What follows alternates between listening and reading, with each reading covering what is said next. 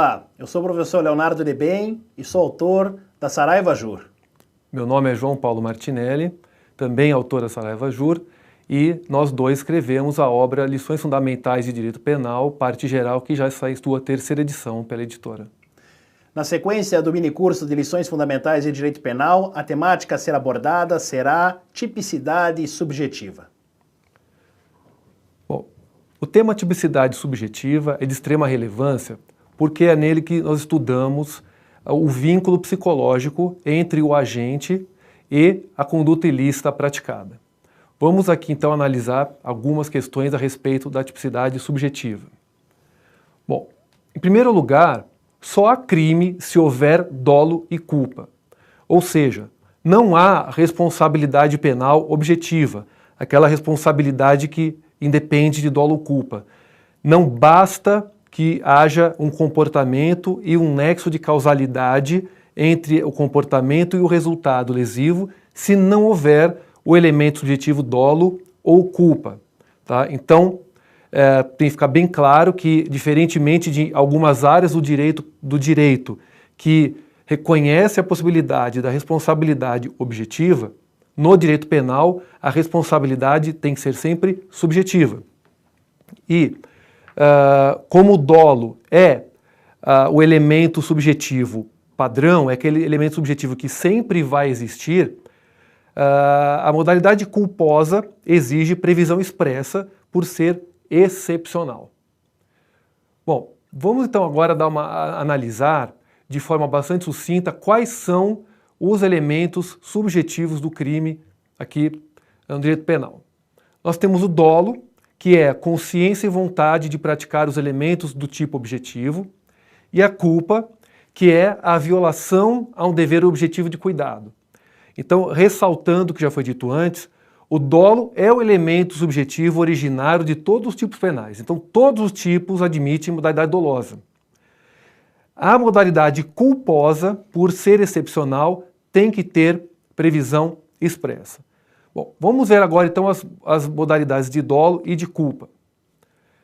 Bom, o dolo admite as seguintes espécies. Nós temos o dolo direto de primeiro grau, dolo direto de segundo grau e o dolo eventual.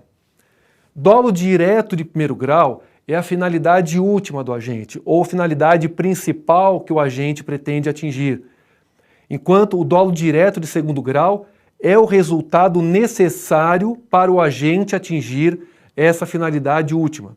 Então, sempre que o agente quer atingir um resultado, que é o seu dolo direto de primeiro grau, ele assume como necessário também atingir um outro resultado. Esse outro resultado que é necessário é o dolo direto de segundo grau. Então, vamos pegar o exemplo histórico aí do navio incendiário, que o sujeito que, para enganar a empresa de seguros, coloca fogo no navio porque ele quer praticar o estelionato, que é a finalidade principal.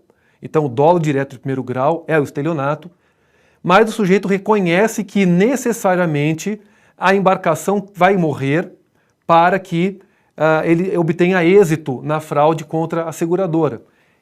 A morte dessas pessoas que ele reconhece como necessárias é o dolo direto de segundo grau. Já o dolo eventual é o resultado que o agente reconhece como provável quando assume o risco ao bem jurídico e, normalmente, reconhecer esse risco é ser indiferente ao resultado lesivo. Em relação à culpa, nós temos a culpa consciente, que é a situação em que o agente prevê o resultado lesivo, ele sabe que o resultado pode acontecer, e mesmo assim pratica o comportamento perigoso, mas confia que aquele resultado, que aquela lesão ao bem jurídico não vai ocorrer. Por outro lado, a culpa inconsciente é muito semelhante, mas a culpa inconsciente, o agente não prevê o resultado lesivo no momento que ele pratica o comportamento perigoso. Ou seja, a culpa inconsciente é a violação ao dever de cuidado sem a previsão do resultado lesivo. Bom, de forma sucinta, essa é a distinção dos elementos subjetivos. E vamos ver então como o tema já foi questionado em um concurso público. Vamos voltar aqui para a tela. um concurso da Polícia Civil, delegado da Polícia Civil de Goiás, sobre o dolo é correto afirmar. Aqui nós temos as 4 alternativas e vamos analisar rapidamente. A primeira aqui, eu já vou dizer que a correta. O dolo direto de segundo grau compreende os meios de ação escolhidos para realizar o fim, incluindo os efeitos secundários representados como certos ou necessários, independentemente de serem esses efeitos ou resultados desejados ou indesejados pelo autor. Bom, como nós vimos já anteriormente, o dolo direto de segundo grau é justamente aqueles meios que o agente escolhe como necessários para atingir o seu resultado final.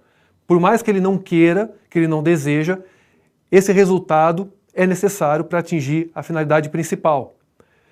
Por que as outras estão erradas? Falando rapidamente. Age com culpa consciente aquele químico que manipula formas para a produção de alimentos sem as devidas cautelas relativas à contaminação. No entanto, sabedor do perigo e pouco se importando com o resultado, continua a atuar e acaba desse modo causando lesão à saúde dos consumidores. O que está errado aqui é que na culpa consciente o sujeito confia na não ocorrência do resultado e aqui a alternativa diz que ele não se importa com o resultado. A alternativa C não está correta porque diz que no dolo de primeiro grau o agente busca indiretamente a realização do tipo penal. E ao contrário, no dolo direto de primeiro grau, o agente busca diretamente a realização do tipo legal. É a finalidade principal dele. A alternativa D está incorreta, que diz que o Código Penal Pátrio, no artigo 18, inciso 1º, adotou somente a teoria da vontade. E aqui está errado, porque o Código não adotou somente a teoria da vontade, adotou também a teoria do conhecimento, porque ali se reconhece tanto o dolo direto como o dolo eventual. O conteúdo sobre tipicidade subjetiva é previsto no livro Lições Fundamentais de Direito Penal, na lição de número 24. Também se faz a abordagem de outros temas relacionados à tipicidade subjetiva, como os demais elementos do tipo, o crime préter doloso. Conheça a obra Lições Fundamentais de Direito Penal e acompanhe a nossa próxima aula sobre sujeitos do delito.